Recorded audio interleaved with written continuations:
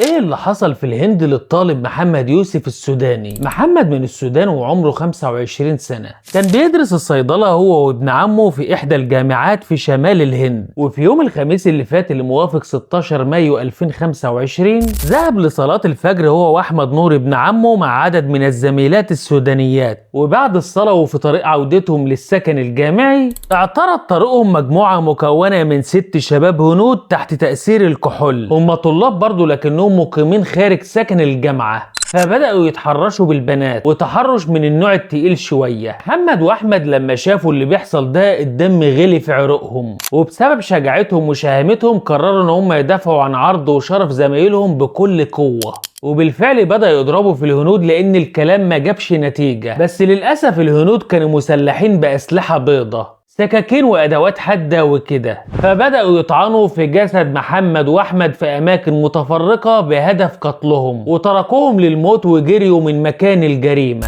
وعلى ما محمد وأحمد وصلوا للمستشفى كان محمد مات بسبب كثرة الطعنات في جسمه. أما أحمد فإلى الآن في العناية المركزة بيصارع الموت. وبعدها بكام ساعة تم القبض على الشباب الهنود ولاد شيفا الليفة.